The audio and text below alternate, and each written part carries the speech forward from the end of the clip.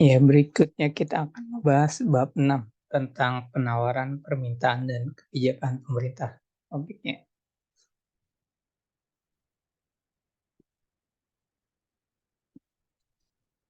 Jadi, kebijakan pemerintah yang mengubah hasil pasar swasta atau privat itu apa aja? Nih, kebijakan pemerintah yang mengubah hasil pasar swasta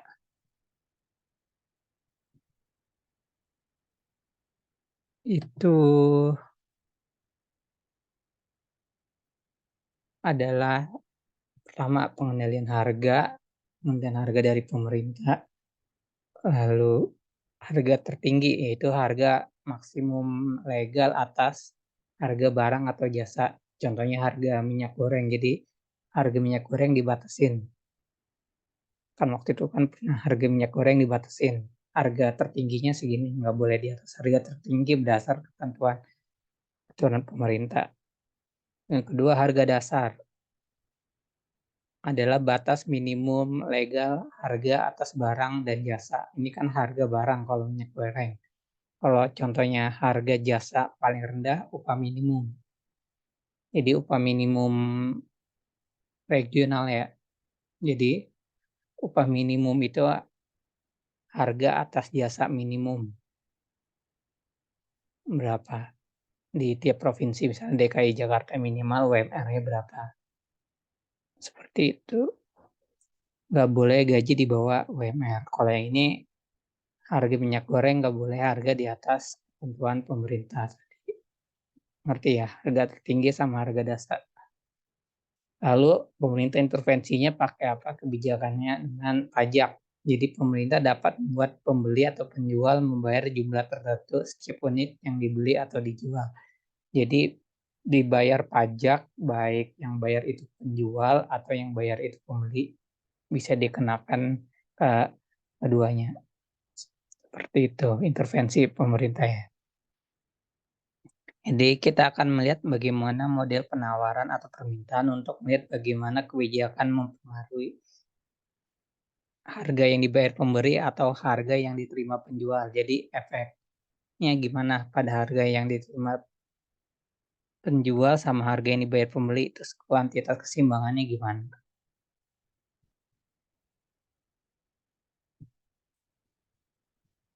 Contoh satu, pasar minyak goreng. Ini kurva demand-nya, ini kurva supply.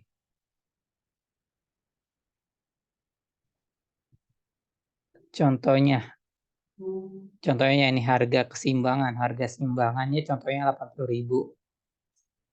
Nah, pemerintah bikin aturan harga tertinggi minyak goreng itu 100.000. Harga tertingginya di atas harga keseimbangan ya. Ini harga pasar ya 80.000. Nah, pemerintah ngebatasin harga maksimalnya 100.000. Nah, hal ini nggak mengikat titik keseimbangan karena tidak berpengaruh pada hasil pasar. Artinya apa? Harga pasarnya ini nggak terpengaruh oleh kebijakan pemerintah.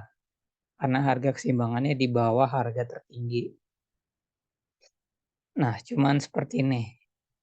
Ketika harga tertingginya ada di bawah harga keseimbangan, nah, jadi harga keseimbangan 80.000 ini ilegal.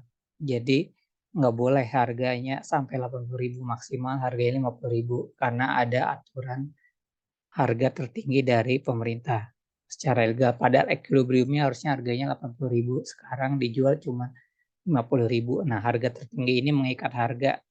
Hal ini menyebabkan apa? Kekurangan. Artinya menyebabkan kelangkaan minyak goreng karena harganya terlalu murah. Jadi kan waktu itu pernah minyak goreng dibatasin harganya sama pemerintah. Dengan tujuan harga minyak goreng murah, justru minyak goreng jadi langka, jadi rare, sangat langka karena harganya di bawah harga pasar, di bawah harga keseimbangan, harga aturan pemerintah, harga tertingginya. Paham ya? Jadi waktu itu sampai antrian di minimarket untuk minyak goreng sama di hypermarket untuk dapat minyak goreng, terus minyak gorengnya cepat sold out karena tadi harganya terlalu murah, berada di bawah keseimbangan pasar. Karena harga tertingginya ini di bawah keseimbangan pasar. Harusnya harga keseimbangannya 80.000 dijual terlalu murah, 50.000. Seperti itu. Atau contoh lainnya, contohnya kayak asuransi, asuransi BPJS ya. Itu kan harganya terlalu murah, yang harga kategori paling murahnya itu kategori 3 aja 35.000. Nah, sedangkan asuransi swasta itu per bulannya itu bayarnya 700.000 per bulan. Kan gapnya jauh beda ya. Makanya pas BPJS antriannya panjang. Seperti itu. Walaupun disubsidi sama pemerintah ya. Karena harganya tadi terlalu murah tadi. Nih, muncul kekurangan ya. Kekurangannya ini ya, jadi karena harga terlalu murah yang minta ada 400 kuantitas yang tersedia cuma 250, jadi terjadi kekurangan.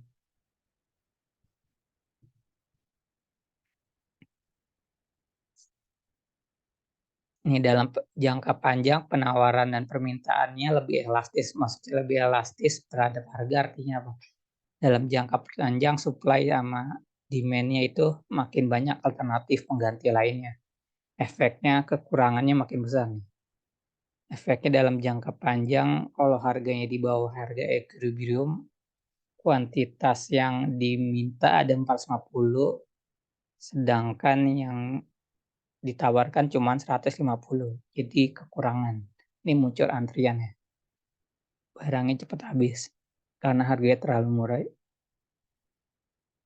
Jadi ada kekurangan. Di sini ada kekurangan pasokan sebesar 300 ya.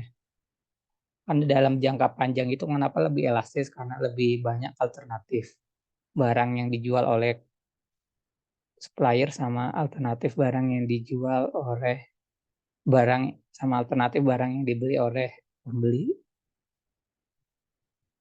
Nah, sini kekurangannya malah makin besar ya dalam jangka panjang. Kelangkaannya malah makin banyak. Seperti itu.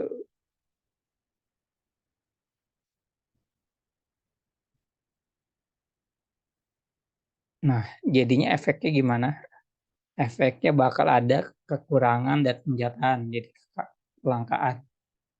Jadi penjual harus menjatah barang di antara pembeli. Jadi beberapa mekanisme penjataan artinya untuk jualan barang karena tadi barangnya terbatas, tadi kuantitasnya 150 yang dijual penjual, yang diinginkan konsumen cuma 450, jadinya muncul antrian karena harganya terlalu murah ya.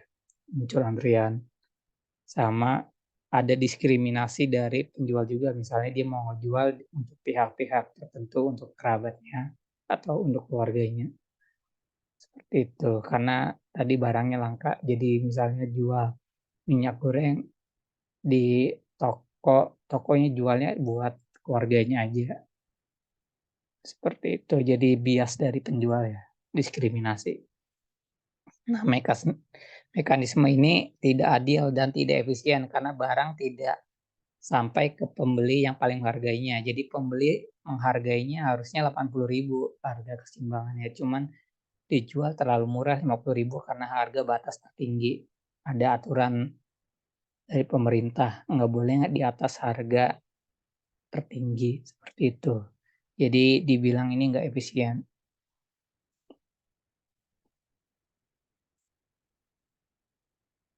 Nah, sebaliknya kalau harga yang nggak dikendalikan, mekanismenya menjadi efisien. Jadi barang dikirim ke pembeli yang paling menghargainya dan sifatnya tidak personal, artinya tidak bias menurut penjual. Jadi misalnya tidak menjual ke keluarganya saja, jadi dijual ke semua orang sehingga lebih adil ya. Jadi harga keseimbangan itu emang harga adil ya, seperti itu. Harganya seperti ini. Kenapa harga barang mahal? Karena itu barangnya langka ya, makanya harganya mahal. Jadi kalau barang yang langka dibatasin lagi, maka dia makin langka lagi. Seperti itu, makanya kekurangan pasokan munculnya.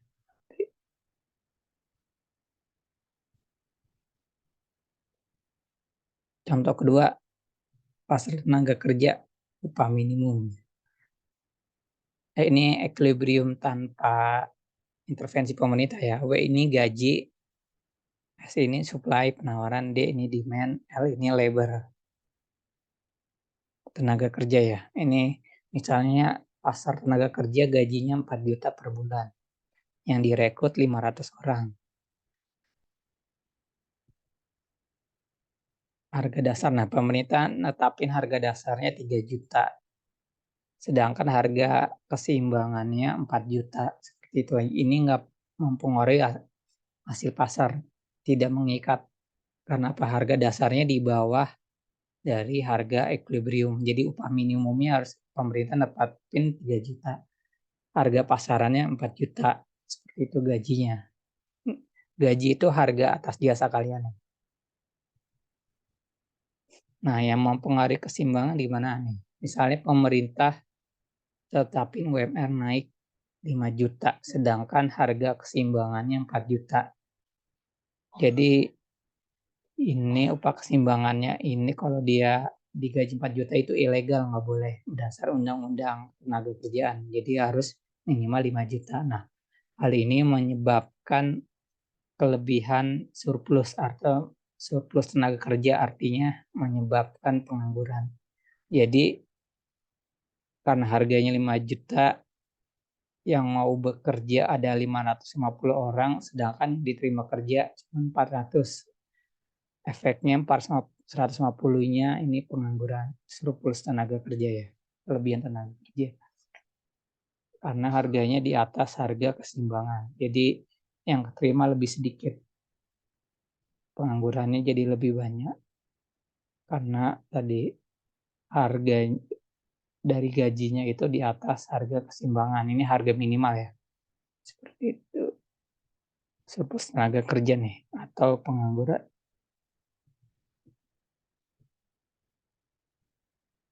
Nih upah minimum. Biasanya undang upah minimum ini tidak mempengaruhi pekerja kalangan atas, jadi nggak mempengaruhi kerja untuk manajer atau direksi yang gajinya puluhan atau ratusan juta ya. Ini mempengaruhi pekerja kalangan bawah yang gajinya UMR. Nah, seperti itu. Jadi misalnya kenaikan UMR sebesar 10% menyebabkan pengangguran kalangan bawah meningkat 1 sampai 3%. Jadi pengangguran naik 1 sampai 3%. Cuman kalau misalnya 3% dari 270 juta penduduk Indonesia kan banyak ya 3%-nya. Dari 270 juta itu kira-kira sekitar 270 juta, 8 juta orang efeknya dari kenaikan UMR misalnya naik 10% misalnya. 8 juta orang menganggur. Ini contohnya ya. Kita UMR naik dari 4 juta ke 5 juta, surplus tenaga kerja atau pengangguran ini 450 kurang 400, 150. Jadi tujuannya pemerintah baik biar upah minimumnya ditingkatin, justru penganggurannya malah tambah banyak karena di atas harga keseimbangan. Ini maksud pemerintah baik, cuman efeknya ada efek negatifnya. Efek positifnya menguntungkan yang diterima bekerja, cuman efek negatifnya merugikan yang tidak diterima kerja atau muncul surplus pengangguran atau surplus tenaga kerja ya. Ini upah minimum. Sama kayak yang harga minimal. Harga minimal maksud tujuannya adalah bikin harga minyak goreng mentah. Ternyata maksud pemerintah baik, cuman gara-gara harganya di bawah harga keseimbangan, barang jadi langka. Seperti itu. Itu.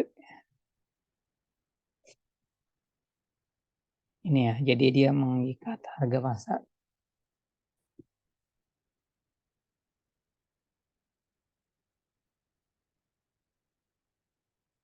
Nah, upah minimum ya. Jadi kita evaluasi pengendalian harga dari pemerintah. Nah, dalam ini kita lihat 10 prinsip dari bab pertama yang kita belajari, pasar biasanya merupakan cara terbaik untuk mengatur kegiatan ekonomi. Jadi harga itu adalah sinyal yang memandu alokasi sumber daya masyarakat. Alokasi ini diubah ketika pembuat kebijakan membatasi harga. Jadi harga itu adalah sinyal dari alokasi sumber daya. Artinya apa? Harga dari kelangkaan sumber daya ya. Jadi misalnya harganya mahal atau harganya murah itu tergantung dari kelangkaan. Nah, kalau pemerintah membatasi harga, tujuannya nih, pemerintah membatasi harga atau mengendalikan harga, tujuannya untuk membantu orang miskin, tapi sering malah merugikan daripada membantu. Contohnya tadi, harga minyak goreng murah, dibatasin harganya, harga tertinggi, justru minyak gorengnya jadi langka. Jadi tujuannya tadi mau bantu masyarakat miskin biar minyak goreng murah, ternyata minyak gorengnya jadi langka. Nggak cepat habis di pasaran. Seperti itu. Sama tadi kayak UMR, misalnya UMR itu tujuannya itu untuk menaikkan gaji tenaga kerja, dari pemerintah tujuannya mau bantu malah merugikan masyarakat gara-gara pas harganya dinaik, gajinya dinaikin, UMR-nya ternyata di atas harga keseimbangan pasar. Jadi efeknya penganggurannya malah makin banyak. Yang tadi tujuan mau bantu malah merugikan ya. Seperti itu, makanya hati-hati bikin kebijakan. Kedua, pajak nih. Apa fungsi pajak? Fungsi pajak itu gunanya pemerintah mengungut pajak atas barang dan jasa untuk meningkatkan pendapatan negara ya, untuk pertahanan nasional, sekolah umum misalnya, atau perguruan tinggi negeri. Jadi pemerintah membuat pembeli atau penjual membayar pajak. Pajak dapat merupakan persentase dari harga barang atau jumlah tertentu setiap menit. Misalnya pajaknya dikenakan misalnya PPN 11%. Atau misalnya pajaknya dikenakan dengan angka, misalnya misalnya di pajak kendaraan ada dikenakan pajak tambahan 35.000, jadi bukan persentase tambahan 50.000 misalnya di pajak kendaraan STNK misalnya ada tambahan. Nah, jadi kita lihat kita akan menganalisis pajaknya gimana si pajak. Jadi si pajak itu untuk tadi ya, tahanan nasional, sekolah. Jadi misalnya jadi sekolah gratis dari SD sampai SMA ya, 9 tahun ya, fungsi pajak. Seperti itu. Fungsi pajak-pajak itu sebenarnya bagus kalau dia digunakan untuk ngajakin hal-hal buruk, dipakai duitnya untuk hal-hal baik tadi, contohnya buat sekolah, buat kesehatan, buat BPJS, buat subsidi sekolah dari SD sampai SMA, atau buat subsidi kuliah. Kartu Indonesia Pintar, misalnya yang dipajakin itu juga harusnya hal-hal buruk seperti tembakau, seperti itu. Pajak atas minuman keras yang merugikan masyarakat. Sedangkan kalau hal-hal baik seharusnya tidak dipajakin tinggi seperti makanan. Makanan kan itu hal baik. Hal baik itu nggak boleh dipajakin seharusnya ya. Tidak boleh dipajakin tinggi ya. Misalnya kena pajak daerah PB1 untuk makanan 10%. Itu kan termasuk lumayan tinggi ya, padahal makanan itu hal baik ya masyarakat. Harusnya hal-hal buruk yang dipajakin tinggi ya. Contohnya nih pasar pizza nih. Ini keseimbangan tanpa pajak nih. Misalnya harga pizza 100.000, yang diproduksi 500 ya, berdasarkan supply demand masyarakat.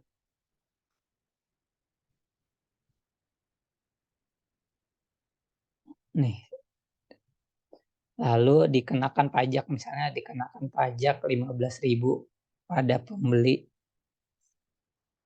Jadi harga 100.000 dikenakan pajak 15.000 pada pembeli. Gitu. Jadi harganya itu dikenakan pajak nih 100.000, dikenakan pajak 15.000. Efeknya apa? Kurva supply-nya shifting nih. Shifting jadi dikenakan pajak buat pembeli. Jadi pembeli dibayar, kalau beli pizza harus bayar pajak sebesar 15.000. Supply demand-nya shifting ke kiri ya. Shifting bergeser. Jadi yang tadinya 100.000 dengan pajak 85.000 shifting ke bawah sini. Karena dia shiftingnya bergeser ke sini, dia bergerak lagi ke titik keseimbangan yang baru. Jadi harga baru setelah pajak itu adalah 95.000. Nah, ya harga baru setelah pajak 95.000 yang diterima penjual, terus penjual kenaikin pajak 15.000 jadi 110.000. Jadi 95.000 tambah 15.000 jadi 110.000. Jadi akibat ada pajak, kurva demand-nya bergeser. Jadi bukan 100.000 jadi 115.000, jadi cuman jadi 110.000. Kenapa jadi 110.000? Karena kurva demand-nya bergeser ke kiri. Shifting dari sini ke sini ya. Dari yang biru ke merah ya. Jadinya harusnya tadi harganya 100.000 jadi turun ke 95.000 gara-gara ada pajak. Nah, ini 95.000 harga sebelum pajak, pasti kenain pajak 15.000 jadi 110.000. Jadi penjual terimanya cuma 90.000 akibat pajak. Jadi gara-gara pajak tadinya 100.000, karena penjual hanya menerima 95.000, pembeli dia harus bayar 110.000. Terus jumlah keseimbangannya tadinya 500, sekarang jadi 450 pizza yang terjual. Gara-gara ada pajak ya. Jadi pajak menyebabkan kurva demand shifting ya. Pajak pemberi. Jadi pajaknya sebesar 15.000 untuk pemerintah. Nah, jadi ini menyebabkan beban pajak. Jadi 15.000 ini 10.000 itu dibayar oleh pembeli, penjual itu mendapatkan pengurangan harga sebesar 5.000. Jadi kan harganya normalnya 100.000, penjual cuma dapat 95.000 gara-gara kena pajak, yang 5.000-nya diambil pemerintah. Terus pembeli dia mesti bayar 10.000, harga normal 100.000 ditambah 10.000 jadi 110.000 jadi 15.000, 10.000 ke pembeli, 5.000 ke penjual ya. Jadi merugikan kedua belah pihak ya, penjual dan pembeli. Kalau pajaknya dikenakan penjual gimana? Sama aja. Kalau kenapa pajaknya kenakan pembeli, kenapa nggak dikenakan penjual saja? Nah, kalau dikenakan penjual, penjual kalau dikenakan pajak, dia pasti bakal naikin harga terlebih dahulu. Kurvanya shifting, kurva supply-nya shifting ke kiri. Kurva shifting ke kiri, jadi equilibriumnya jadi di sini ya. Karena tadi shifting ke kiri, jadi karena kurvanya shifting bisa dilihat di sini. Jadi pembeli bayar tetap sama harganya 110.000, dikurangin pajak 15.000, penjual hanya menerima 95.000. Jadi 15.000 ya pajak. Jadi pembeli bayar 110.000, penjual menerima 95.000, pemerintah bayar pajak 15.000. Kuantitasnya berkurang dari 500 ke 450. Jadi pajak mau dikenakan pembeli sama penjual sama aja. Kalau misalnya di menu harga belum termasuk pajak, pajak dikenakan pembeli sama aja. Di menu, kalau di menunya harga belum termasuk pajak ya. Cuman kalau di menunya harga sudah termasuk pajak berarti harganya udah dinaikin sama penjualnya. Seperti itu. Jadi sama aja mau dikenakan pembeli atau penjual. Pajak ini ya. Jadi pajak ini mau dikenakan pembeli sama penjual sama aja ya.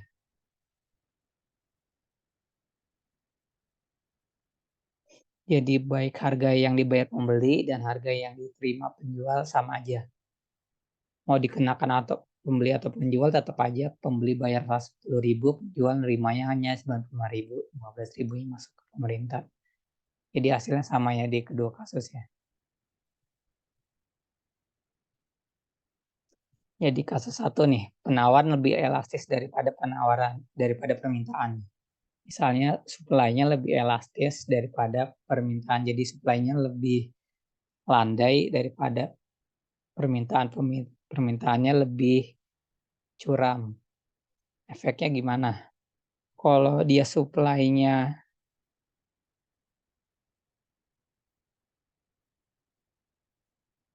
nih coba nih, kalau supply-nya lebih elastis, maka beban pajaknya lebih besar ke pembeli dibanding ke penjual. Jadi yang lebih elastis itu efeknya lebih sedikit ke penjual ya. Sedangkan untuk pembeli yang lebih inelastis atau tidak elastis, bebannya lebih lebih banyak ya. Kenapa bisa seperti itu? Karena ini contohnya supply-nya. Jadi misalnya contohnya di pasar beras. Nah, bagi beras atau nasi ya, bagi pembeli yang beli nasi karena nasi itu makanan pokok orang Indonesia, jadi walaupun dikenakan pajak, dia tetap dibeli masyarakatnya. Karena masyarakat Indonesia suka makan nasi. Jadi dia inelastis. Jadi permintaannya inelastis. Seperti itu. Sedangkan dari sisi penjual, misalnya jualan nasi dipajakin. Jadi karena jualan nasi itu tadi harga produksinya murah, dia bisa aja ganti produksi yang lain daripada bikin nasi dipajakin, dia produksi yang lain, misalnya bikin pakaian. Seperti itu penjualnya, karena tadi biaya produksinya misalnya murah untuk bikin nasi. Nah, makanya penjual gampang keluar pasar, jadi dia gampang pindah bisnis dari jualan nasi ke jualan yang lain, jualan kaos, misalnya dia retail, jualan kaos. Nah, sedangkan bagi pembeli dia inelastis. Dia mau nggak mau harus makan nasi, makanya efeknya lebih besar ke pembeli daripada penjual. Gitu ya. Kalau kasus kedua, permintaan lebih elastis daripada penawaran. Nah, kalau ini kasusnya ini contohnya dikenakan pajak, efeknya lebih besar ke penjual daripada pembeli ini. Contohnya ini kayak pembeli barang mewah, misalnya pembeli ngebeli mobil mewah. Nah, kalau pembeli ngebeli mobil mewah pas karena mobil mewah dipajakin tinggi, misalnya kena pajak barang mewah ya, PPNBM ya, pajak utama nilai barang mewah untuk mobil mewah, maka pembelinya karena dia bisa aja ganti, nggak beli mobil mewah, dia beli hal lain seperti itu. Misalnya dia beli pesawat, pesawat terbang atau dia beli yang lain, kapal pesiar. Karena bagi pembeli nggak beli mobil itu nggak apa-apa, nggak beli mobil mewah itu nggak apa-apa. Dia bisa beli alternatif yang lain gitu. Atau beli mobil yang biasa aja juga nggak apa-apa, yang penting bisa jalan ya, bisa buat alat transportasi ya, seperti itu. Nah, sedangkan bagi penjual yang jual barang mewah, penjualan barang itu harus inelastis. Dia mau nggak mau barang itu harus kejual. Kalau misal tadi jualan barang mewah, misalnya jual Ferrari, Ferrarinya itu harus kejual. Kalau nggak kejual dia rugi besar. Dia nggak bisa aja ganti bisnis lain. Contohnya dari bisnis Ferrari ganti bisnis yang lain karena dia modalnya itu udah tinggi ya.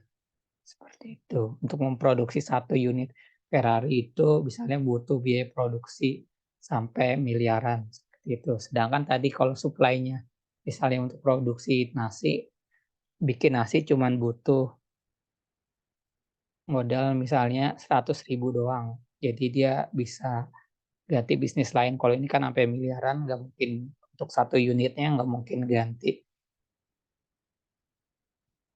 produksi barang lain dong. Jadi bagi penjual ini inelastis ya untuk produksi barang mewah ya. Nih contohnya tahun 1990 Kongres Amerika Serikat itu mengadopsi pajak barang mewah untuk kapal pesiar, pesawat. jet pribadi atau bulu binatang. Sekarang dilarang ya bulu binatang. Dan mobil mahal, mobil mewah ya. Tujuannya pajak ini, tujuannya Amerika Serikat itu untuk meningkatkan pendapatan dari konsumen yang kaya. Cuman siapa yang benar-benar membayar pajak? Nih untuk kapal pesiar ya. Nah, ternyata yang bayar pajak lebih banyak gitu penjualnya, bukan pembelinya. Jadi tujuannya pemerintah itu kenain pajak pertambahan nilai barang mewah untuk misalnya mobil mewah ini atau kapal pesiar ini tujuannya untuk majakin pembeli, ternyata yang mesti bayar beban pajaknya itu adalah penjual. Karena bagi pembeli itu kapal pesiar itu elastis, dia bisa nggak beli kapal pesiar nggak apa-apa, dia bisa punya alternatif yang lain, beli mobil mewah atau beli pesawat pribadi. Sedangkan tadi dari pajak penjual, dia jual kapal pesiar ini udah bikin biaya produksi satu kapal pesiarnya miliaran rupiah. Jadi dia mau nggak mau harus ngejual kapal pesiarnya, kalau enggak bisnisnya rugi dong, rugi besar ya, rungkat rugi besar. Dia nggak bisa ganti bisnis lain karena biaya produksi satu kapal pesiarnya itu mahal.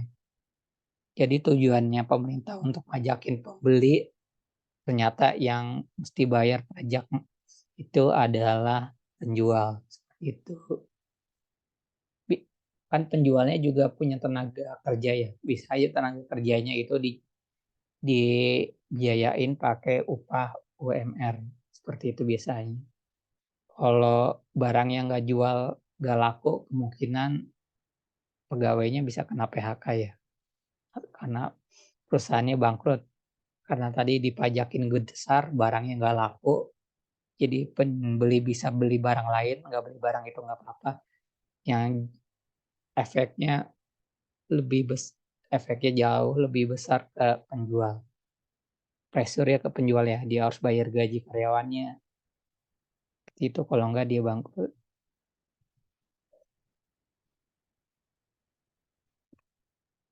Jadi kesimpulan, jadi dalam setiap kebijakan dalam ini mempengaruhi alokasi sumber daya masyarakat. Contohnya tadi pajak pizza bisa mempengaruhi keseimbangan. Seperti itu. Dengan adanya tadi adanya pajak atas pizza atau makanan itu, efeknya produksi pizza jadi lebih sedikit. Jadi sumber dayanya nih kayak tadi untuk bikin produksi pizza kan butuh pekerja, oven, sama keju. Jadi dia butuh sumber daya pekerja, oven, sama keju yang bahan bahan baku dan tenaga kerja yang lebih sedikit, sama infrastruktur yang lebih sedikit untuk produksi pizza, seperti itu. Seperti itu atau ini sering disebut pemborosan sumber daya ya. Jadi harusnya sumber dayanya bisa hire lebih banyak pekerja, terus juga bisa makai lebih banyak keju atau bisa makai lebih banyak oven yang dibeli, gara-gara pajak oven yang dibeli lebih sedikit oleh perusahaan pizza. Kejunya juga yang dibeli lebih sedikit, pekerja yang dipekerjakan juga lebih sedikit ya. Seperti itu. Contoh kedua, upah minimum. Upah minimum juga menyebabkan pemborosan sumber daya. Tadi sumber dayanya adalah pengangguran tadi, surplus tenaga kerja. Jadi penting buat kebijakan menerapkan kebijakan itu harus hati-hati ya. Tadi contohnya, jadi pajak, misalnya pajak untuk barang hal baik, contohnya pizza kan hal baik buat makan, buat dimakan sehari-hari. Kalau pajaknya tinggi, bakal nyebabin efeknya ke hal baik yang lain supaya pekerjanya lebih sedikit, dipekerjakan ovennya juga yang dibeli lebih sedikit, bisnis oven juga, bisnis jual beli oven juga berkurang, bisnis jual beli keju juga berkurang. Jadi dari pizza dipajakin, efeknya berantai ya. pekerja yang dipekerjakan juga berkurang. Jadi hal baik kalau dipajakin tinggi itu nggak baik ya. Pajak itu butuhnya untuk mengurangi hal-hal buruk seperti rokok atau minuman keras atau yang menyebabkan polusi, itu polusi udara, polusi air, atau polusi suara, seperti itu. Sama upah minimum ya, upah minimum tujuannya untuk ningkatin gaji tenaga kerja, justru cuman bisa nyebabin pemborosan sumber daya karena tadi pengangguran. Ya, berikut adalah kita sudah selesai ya. Untuk bab 6, bab penawaran, permintaan, dan kebijakan pemerintah. Jadi untuk buat kebijakan pemerintah harus hati-hati ya, seperti itu. Kan yang tadi bertujuannya untuk membantu masyarakat miskin malah justru nanti bisa merugikan, seperti itu. Jadi contohnya, kesimpulannya kayak pajak itu harusnya ngajakin hal buruk buat dananya, pendapatan pajaknya dipakai untuk subsidi hal baik, seperti itu. Bukan ngajakin hal baik buat subsidi hal buruk ya, cuma ngajakin hal buruk buat subsidi hal baik. Ya, oke. Sampai di sini, ketemu lagi untuk pertemuan berikutnya ya.